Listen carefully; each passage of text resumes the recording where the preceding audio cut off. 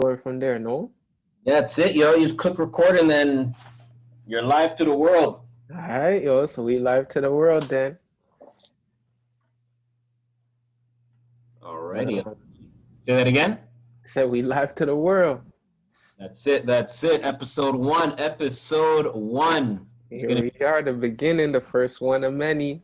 That's it. 100%. 100%. So I don't know. First and foremost, I guess we just want to thank you guys for listening, right? And we have something special, right? Something's been brewing on our heart and our minds, and we'll dive a bit deeper into it. But we just had this concept about generational wealth and kind of what it means to us. And so Tristan and I, we just been in conversations, and we said, how about we just do something and kind of just give back, to those around us, because if we're thinking it, there's others thinking it on how to create it for themselves and their family and what that looks like. So that's really what prompted and started this here right now. So I guess we'll kind of dive into that. And is there anything more you want to add to that, Tristan, or say? No, I just want to say, once again, thank you, everyone who's tuning in. We appreciate you guys, taking the time to listen to what we have to say and hear our message. And we look forward to starting this off and building our own community in the sense of, just looking to uplift and empower people with the information that we're able to share. And yeah, so like Marcus mentioned, for today, we just kind of want to start off touching off on generational wealth. And I don't really want to say maybe just starting today, but I think this is something that we kind of want to push forward in terms of sharing this message so that people kind of carry this with them throughout their life, because to do the things necessary to set yourself up, not only just to get wealthy, but wealthy to the point where the generations who come after you can benefit. There's certain habits that you're going to have to do every day, or certain, ways about going about things that you're going to have to do. So it's not really just a one-time thing. But yeah, for sure, we're going to get more into that. But once again, we just wanted to say thanks. And, before we continue, I guess, and get into it, I guess we just want to also share a disclaimer, let anyone know that any information that we shared is not really considered financial advice. And, you always got to do your own research, make sure you do your own due diligence. And if necessary, consult with experts, whether it's an accountant or a lawyer, just to best advise you about your individual particular situation. So good, and that disclaimer is important because, again, we're coming at you with what we may see as facts and figures, but at the end of the day, sometimes this is just our opinion as well, right? So whether it be factual, this is also our opinion. And yes, 100% do your research, 100%. So thank you for that, Tristan. And, before diving into maybe just introducing ourselves, we're not complete strangers to you guys. I just want to touch on a few things that you said, Tristan, there. It's, with this whole concept of generational wealth, you know what I mean? And what I love about it is that it really is a foundation. Like what we're starting today really is a foundation for generations to come. You know what I mean? So we may not even fully see the totality and the impact of what we might be doing, but it really is getting that thing started. You know what I mean? And just where we're coming from, it really is just of love, service, contribution. And these are things that you touched on already, Tristan. So just want to underline that for everyone listening. That's just kind of where we're coming from, and what we're up to. So yeah, so I guess, I don't know, I guess we could introduce ourselves and And that's a great idea, I think. yeah, absolutely. So I guess since I got the mic right now, I guess I'll just start. Go ahead. But yeah, so grew up in, Mississauga, Ontario for the most part. I guess mixture of Mississauga and Brampton, so I call that Peel. So that's kind of where I just hovered around, you know what I mean? Anything past Yorkdale I consider too far, so try not to venture out them ways. And so, went to Sheridan College, studied engineering over there. That was my path, and always loved playing soccer. Really, my mother may have a different opinion, but I think I always loved to play soccer, and that's kind of how Tristan and I got to know each other. And probably the first time I'm saying this, Tristan may not even know, but he played on my brother's soccer team, right? So at first I didn't really know much about Tristan. I just knew he was someone who played on my brother's team. You know what I mean? And it's not as we started to, I guess, grow and become men, when I slowly got introduced to, kind of who Tristan is even more. And that's when we started to kind of create a brotherhood, a bond, and, just truly grateful for, who he is for me. Right. And, he's always been an inspiration to me and, kind of what he's up to. So, I trust and respect him and I value him, right? So that's kind of our relationship. So thank you there. And then outside of that, I guess happily married for 2 years. I have a daughter who's 12 right now, and again, I just love to be physically active. Soccer is my jam. Outside of that, um, again, I have a not mechanic. What am I saying right now? Um, Financial professionals, what I specialize in. So, insurance brokering, investment broker, and that's just kind of what I love to do and how I got involved in that. And I went to school for engineering, and then after that, didn't practice it. So I did the whole construction route. But working in construction, very labor intensive, heavy in the body. And for me, it was just like, how can I, build wealth? Literally, like for me and my family. Like that's literally where this whole financial journey started. I mean, I know there's a lot of affluent people out there. They're doing something. I saw it as a secret. Like, how do I get on the inside? And that's when I started to learn more about finances, money, how money works, and this concept and that concept, and all of it just became exciting for me. And I said, yes, like that's the road I kind of want to be in, and apply to my family. And once I started to dive deep and got my license, it then became, how can I provide this level of service for others so that they can enjoy what's literally out there for them and just not taught and educated in schools. And that's just a little bit about me and my journey and how I ended up being and fitting into this role now, and maybe also kind of slowly what started this through Tristan's idea. So I don't know, that's a little bit about me still. Well, thank you for that, you know, backstory.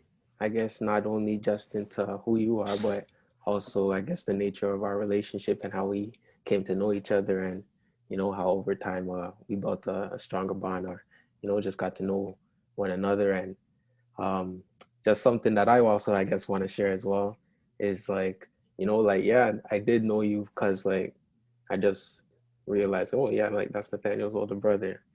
But then once we started to get to know each other a bit more, I realized that, yo, this guy's like on a different mindset.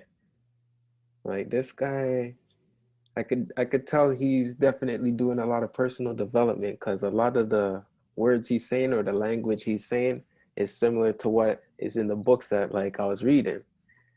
So that's what naturally kind of made me kind of gravitate towards you. And I guess from there we just had uh, that familiarity, or that mutual interest in kind of self improvement, and looking to develop yourself, and looking to just kind of be the best person that you can be personally, and just from that, like they say, like iron sharpens iron. And I feel like um, just the conversations that we have in private, personally, I get a lot of mental stimulation or creative new ideas, or just mental or actual advancement, whether it's in my business or personal life.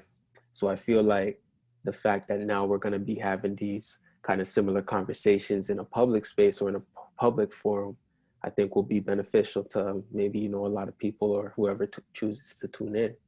So I think it's powerful that you said that, that first and foremost, this is starting off the foundation. And I think it's important we do a little bit of back history, and give some people some context before we proceed and move forward. But yeah, with that said, Tristan Scott Real Estate. So check us out, tristanscottrealestate.com, if you want to get more in depth and in information. But pretty much, I'm just really passionate with the sense of my company, and the sense of looking to help our clients create wealth through real estate. So as a real estate agent, never really took it for a conventional mindset, where in a sense that I was just helping people get a home or helping people sell their home. I took it as like a personal responsibility to let these people see it as not just a purchase, but more so an investment, so not just to take into consideration the emotional standpoint of buying the home, but also the future financial returns and benefit. Um, but yeah, I worked at like a lot of jobs, done a lot of things, but I'm sure like as the episodes go on, and more things and stories come out, you guys will get to know a better picture of who's Tristan Scott. But for now, yeah, that's it. Tristan Scott Real Estate. Check us out. Always looking to help anyone in the greater Toronto area. Amen, amen. All right, yo, powerful. Thank you for that introduction and thank you for that acknowledgement, man. I got that fully and wholly, like 100%. So I don't want to kind of step over that. So again, as I said, I appreciate you and who you are, and that's it, man. I guess I also am a sucker for, I guess, personal development. You know what I mean? But that's it, man. Again, if you're not growing, you're dying, right? So, and that's right back at you, right? And that's something that people may not know about you. Like you're heavy immersed into just self improvement, and that's kind of why we could vibe the way we vibe and have the conversation which we have, right? So if you guys gotten anything yet, personal development, right? Never stop learning. That's All right. it. But now just touching on, I guess, a little bit of generational wealth. Like, first and foremost, Marcus, in your opinion, what does that even mean? Like, I think it's starting to get more popular or more trendy, perhaps, but I think it's important, like, that we get into, I guess, what does that even mean? Because I feel like there's a lot of misinformation out there, or just because it's becoming trendy, people are kind of throwing the word around, but not really understanding what it is or even the fundamentals, you know? So in your opinion, what would you say, what's generational wealth? I like that. So I think for me, when I hear the word generational wealth, and you're right, the word has been thrown around a lot.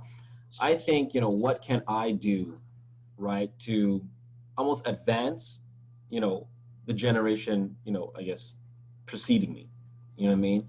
How can I set them up in such a manner that they may not have to, quote unquote, work as hard? And, I've created some level of wealth in which I could actually transfer, you know, to those who come after me, such that they could build on top of that, right? And that's kind of what I see when I think of generational wealth, so that when I'm gone, my daughter or whoever I leave literally isn't starting from zero, right? They could start upon, all right, yo, daddy did this, right?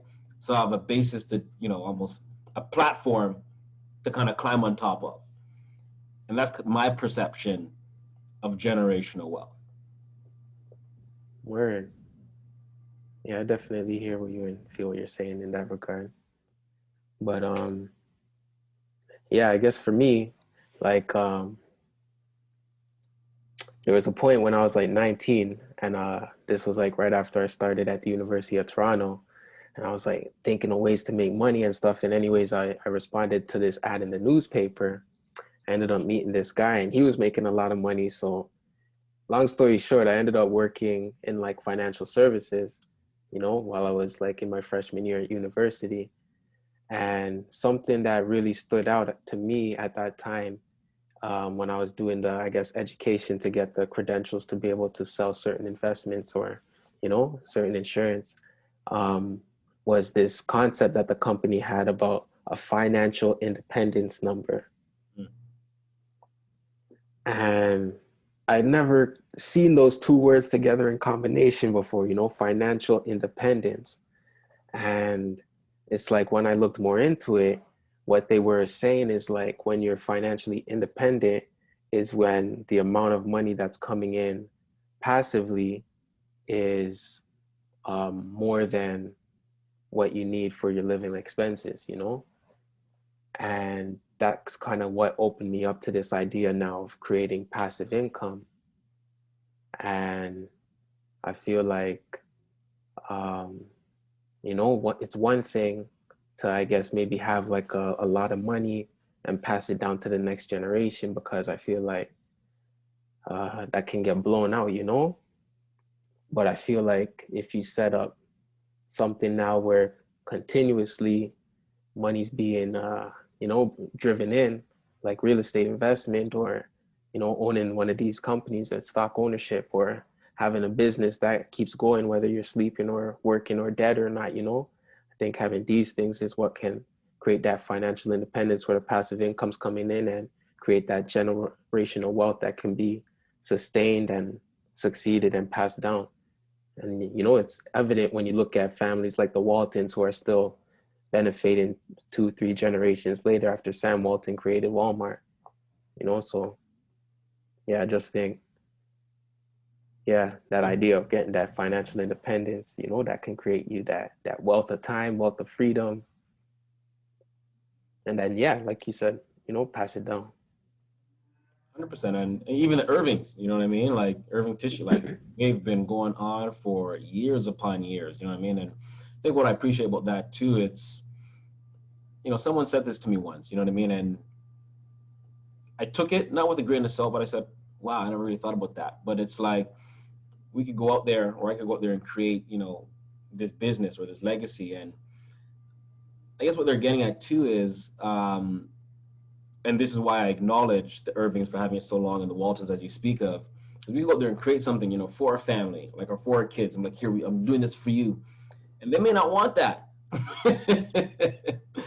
But to put us in that position, or put to them in that position such that they could build on top of it, 100%, I'm so down for it, And then I guess one thing I wanted to quickly touch on too is, before we get into, I guess, different areas on, how to create that generational wealth, was it that FIN number, that financial independence number, that really prompted you to kind of have this idea, like how this got created? No, but that's what kind of pointed me into this direction of learning more about personal finance and wealth creation and generational planning and those kind of things. But what kind of led me to want to now create like a public forum with my good friend Marcais is just like, after now in my early 30s, I've done some things, learned some things along the way, and I just feel like now I have some information or some experience or knowledge that I can share, and that other people can benefit and profit or from. So that was pretty much what the prompt of us starting or me creating the idea now. Perfect. And I just wanted to create that context for them, you know what I mean? Because again, you came to me, like you called me up, like, yo, Marcais, what you think? And I said, I think it's an amazing idea. And one thing you always told me, which literally, hits home every time, it's like, yo, this is just almost for the people. I mean, if you could change one life, that has that ripple effect, that butterfly effect, right? So that's what we're out to achieve. That's what we're out to do. You know what I mean? So, so let's dive into, I guess, areas in which we could create that generational wealth, right? There's, I guess, 3 areas in which we kind of look to, one area being life insurance, right? Another area being real estate investing or real estate. Another area being stocks. And I guess a 4th area is owning a business, right? So which you kind of touched on those already. So I guess being in the financial space, you know what I mean, and licensed insurance broker. So I'll touch on how you can leverage life insurance to create generational wealth. Okay, so life insurance as a whole, some you may or may not know, well, it falls into 2 categories. There's temporary life insurance, and then there's permanent life insurance, right? So very high level, temporary life insurance has an expiry date, right? Whether it be 10, 20, 30, 40 years, whatever the case is, you put money in, right? Almost to protect you and your, I guess, your future earning capabilities, right? Once that term is up, your life insurance is pretty much expired. And if you want more, you got to like reapply again. Okay. So that's term, right? And it's got its benefits. And again, one of the benefits, I guess, with it, and where life insurance is, I guess, amazing in creating generational wealth, it could literally build an instant estate for your family. So God forbid something were to happen, you predecease your family, boom, there's a windfall of money, bypasses probate, tax exempt. Okay, that's on the term side. And then on the permanent side, you cannot outlive your policy. It lasts forever. So this is, in my opinion, if you're thinking generational wealth, you want more of a permanent life insurance policy, because since you can outlive it and it'll never expire on you, you're almost guaranteeing, a wealth transfer to your family or to your beneficiaries, because there's no way in which you could outlive it. Mm-hmm. Right? And not to get into the too complex, but then, in the permanent life insurance world, there's, participating life insurance policies and non-participating, which are called like traditional whole life policies. But on the participating side, that's when you can actually participate in the growth and the performance of the company. So you actually get dividend returns, right? And then you got dividend growth, So you got cash in which you kind of borrow and leverage against, and your death benefit continues to increase, such that leaving you even more to pass down to your beneficiaries, tax exempt, and again, guaranteeing um, an asset or a wealth transfer to the next generation. Uh, it's funny because I'm sure you guys seen like I was really starting to, smile when Marcus started to get more into detail in terms of, life insurance and the different kinds of ways that you can go about it. And the reason why is because I felt like he was using a lot of terms that maybe someone who's never even considered life insurance before, or, you know, would even really fully understand the depth of magnitude of what he's saying, because like beneficiary, or an asset, or yeah, I feel like some of these things are maybe very basic to us, but I Mm. feel like just in the community in general, there's not a real good understanding of what these things are and what they even mean. But um, I want you to go into guess, break it down, maybe I guess a bit more simple. So like, for instance, like for someone who's never even considered life insurance or never even knew anybody before that got life insurance, like what is it and why would it be something that they should consider? Perfect. I think that's a great question. And I love you wrote that down because I guess I found myself sometimes just speaking, thinking like everyone knows about it, you know what I mean? Or may know what I'm talking about in a general sense. And you're right, you know what I mean? I've got to break it down to so that it's understandable by everyone. So let me try and bring up some analogies, I guess. So I guess when it comes to, purchasing insurance, right? Many may relate to, okay, I get insurance on my car, or I get insurance on, I guess my Apple product, right? So you're paying, right, for insurance in the event that if something were to happen, car breaks, not breaks down, or we're into an accident, or my phone breaks, whatever the case is, you know, Apple or the insurance company will then pay you to protect and I guess fix that issue, right? So you would almost be the beneficiary of those products. So think about life insurance now. Yes, you may be paying for this insurance on your life, and if something were to happen to you, you'd want to ensure that your family is taken care of because you are earning income for the family, right? So what you want to do, or what life insurance intention is to protect and provide um, finance or additional income for the future earning potential. So if you're, in your 30s, bringing in, 50 grand a year, for example, for the next 10 years, that's $500,000, right? God forbid something were to happen to you, that's $500,000 now not available for your family, for your kids, whatever you want to do with it.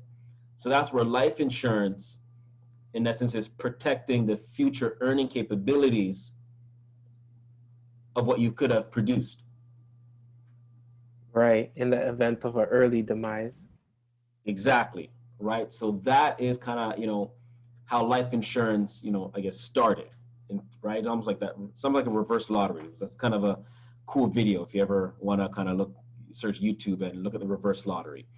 But so that's life insurance, right? So when I speak about being passed down to the beneficiaries, it's really whoever you choose to, want to maybe donate or give money to. Okay. And I know I use another word like, asset, right? I would say maybe to, simplify that, just thinking about it as, you've transferred in this context of life insurance. All you're doing is transferring money or like your future earning capability to, the next generation, maybe to simple it down. Right. And it's funny that like you use that analogy in the sense to kind of just bring up the idea of insurance in general, like with the car insurance, for example, how that in the event that you make a car crash or your car gets stolen, that you'll be able to get some benefit from the insurance company.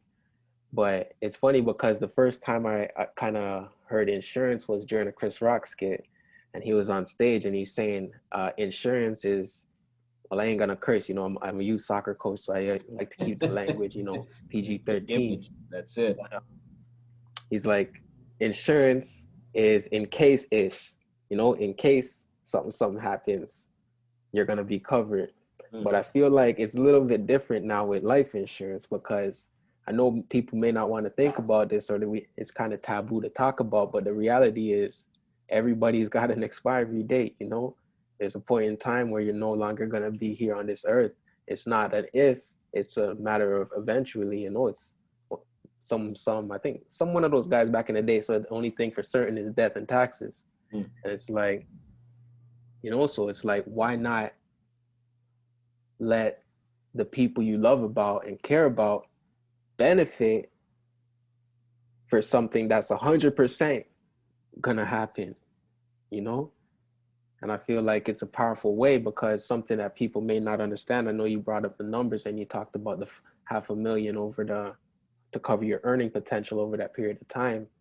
But the thing is, I think it's beneficial even for young people, like maybe even as soon as you turn 18 or even before that, to get your insurance in place and have things start to get ready for that eventually that's going to happen, because I know Marcus didn't touch on this, but there's a lot of benefits to starting at a young age, and I think for sure he could probably speak to those a bit more, if you just want to give the people one or two reasons why they should kind of look into this at an earlier age, rather than thinking of, I'll wait down the line when I have kids, or when I'm married, or when I'm a bit older. Sure, great. And I love the fact that you kind of touched on too, like, there's two things that are guaranteed in life, death and taxes, right? So the beauty about getting insurance, at the early ages, because the cost of insurance is dependent upon one, your age. So the older you get, the more the cost increases. Okay. I don't want to say more expensive, but the cost of insurance increases the older you get. Health is another factor when it comes to determining the cost of insurance. The healthier you are qualifies you for the best rates and the most elite products, right? Once you start to incur health implications or complications, that's when it's kind of like insurance companies see you as more of a risk, right? And they're like, you know what, maybe not. I mean, like car insurance, right? Like if you get into accidents, the insurance companies will see you as a risky driver. So your premiums will be much more for someone who in that same category, Right. right? So same thing. So in the world of life insurance, they look at age, look at health. Um, to be perfectly blunt, they look at sex as well. So, females are, not as much as males. Males typically have a higher cost of insurance. I guess we're just more risky like that and possibly careless. So, kudos to you women. But, and smoking status, right? So these are like four primary factors that determine the cost in which you'd be paying. So the earlier you get it, the less expensive, or the cost is a lot lower. And again, I think that's it. So those are the things or those are the reasons why you want to kind of get it as early as possible, as a simple. And then if you got and again, I'll quickly touch on this. I won't go too deep into it. But again, those who may be young and feel like, I'm 16 or I'm 18, I'm working a job, I want to get insurance, which one should I get? I may not be able to afford, a permanent life insurance policy because, the monthly premiums, currently maybe out of my budget, you can get a term, right? And you can always convert that later on into a permanent, right? But you want to kind of lock in your health as early as possible. And then if you can, again, I always say you want to get a permanent policy as soon as possible, because you want to leverage and maximize the investment opportunity inside of these policies, in which you can kind of, almost double dip, almost you have the ability to make yourself your own bank. But we can save that conversation for another day. Yeah, I hear you. And it's funny because I don't want to say it's funny, but it keeps making me laugh still because it's just when you see that, man, everything kind of happens for a reason, and it's kind of interesting how things work out. It's like this wasn't planned, but naturally, just us talking about the financial aspect or talking about insurance, you touched on health Mm. and the difference, I guess, that smoking, uh, has in regards to your policy versus non-smokers. And obviously, that has to do with the health complications that come from that. And I think what's important, I guess, for us to touch on a little bit is that, health is a form of wealth, Mm. because, health will determine the quality of your life. So good. So I just wanted to touch on that a little bit. But getting back into the life insurance now, you touched you brought up two kind of different options in regards to maybe some people choosing a term life insurance, or maybe you can discuss what exactly is that and what are some of the other options that are available Right. without going into too much detail or in specific about each. But you know what? Before you get into that, just remember that uh, tell the people how to get in touch with you or how they can reach out to you if they're looking to have any more questions that they have about insurance, or looking to get a bit more information, or if they're looking for some help, or you can assess their situation if they're looking to reach out. How can they get in touch with you and contact you? Perfect. So I think the simplest way, simple, is Instagram. Marcus Bowen is my tag. So that's at MarcaisBowen. All right, that'll be probably simple. Follow me. DM me, and then from there we just get chatting. Right, um, and we kind of just go from there. You know what I mean?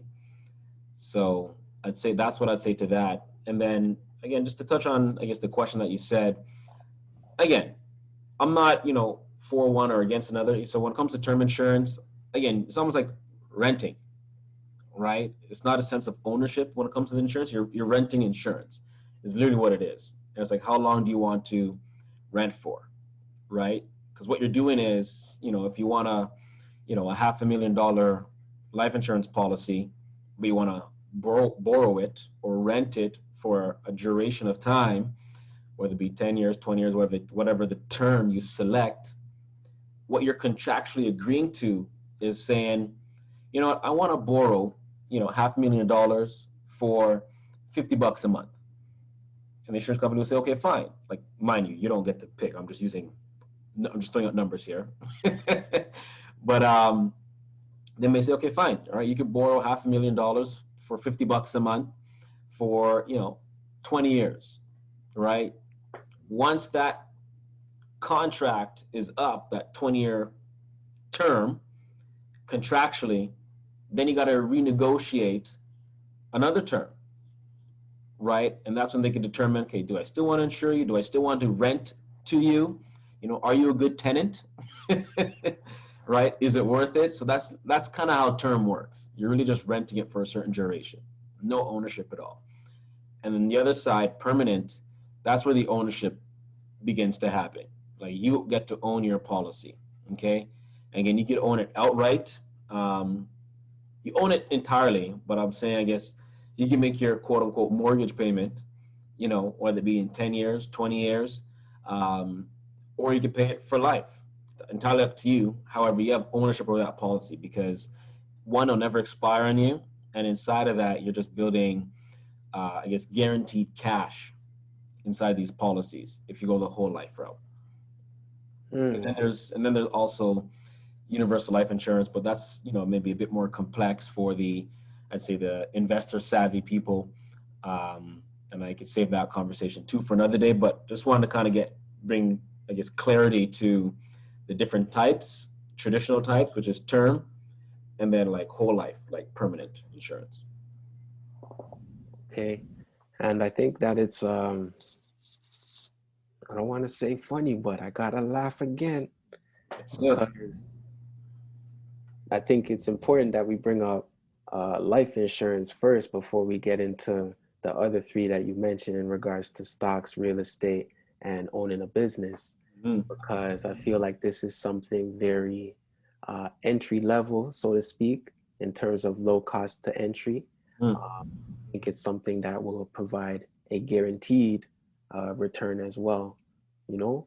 So I think that it's important that we touch on that first because it also does provide that protection for your family, that security, where now you can look to build upon that during the time that you are here and are alive. But if something happens, you got your safety net there covered at the bottom, you know? For sure. Like I talk about the financial hierarchy all the time. You know what I mean? Whether it be the triangle, a lot of people like to invest, and I think investing is obviously smart, right? But that's in my opinion. Again, my opinion. You can do your research, but in my opinion, that's at the top of the hierarchy there. And then moving down, you got building an emergency fund. Then you got like building debt, and all of that is responsible. However, God forbid something were to happen, what resources do you have now to pay for your debt or fund future investment opportunities, for your family or what I mean? Like that's why I believe insurance really is at the basis of all financial planning. You know what I mean? So it's I always used to say use a joke, and it's like if you had a hen that laid golden eggs, which would you protect? And then some people are like, "Oh, that's a silly question, Marcus. Of course I'd protect the hen. What kind of question is that?" Yet in life we go around protecting all our eggs. You know, we'll make sure we have insurance for our car, insurance for our mobile devices, Mm, insurance for maybe credit card, right? mm, Which I could talk about that later. But we go around insuring all these other things, yet we're not insuring the vehicle, the thing that's bringing all these eggs. right, It's right. yourself. Like you are the hen in that analogy.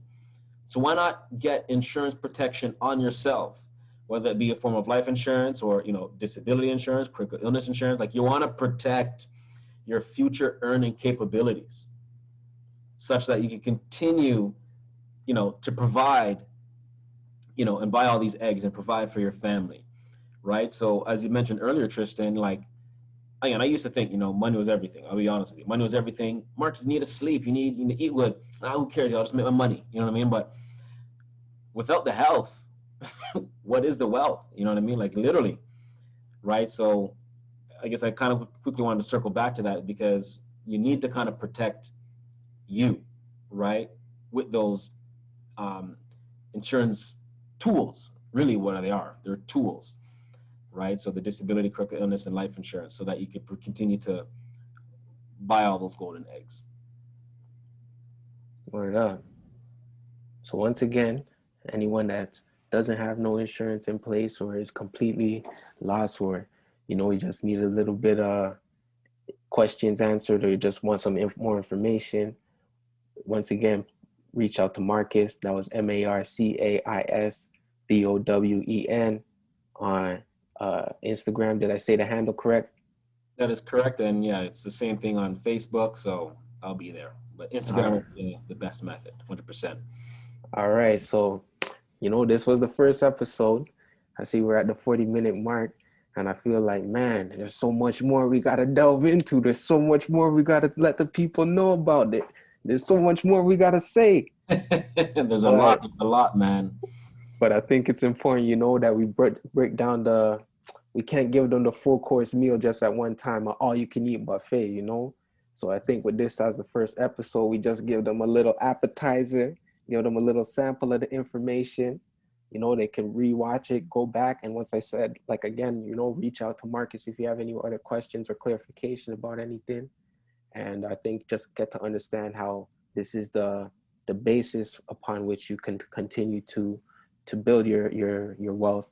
And first and foremost, keep in the back of your mind, health is wealth. And with that in mind, you got to have that life insurance in place, whether you're looking to plan for the next generation or whether you're just, looking to cover your bases if things were to happen today or tomorrow. Mm, so good, yeah, that's powerful, and yeah, yo, man. So yeah, that was the I guess the first of the four-course meal. So should I tell them, or you want to tell them what they could expect next?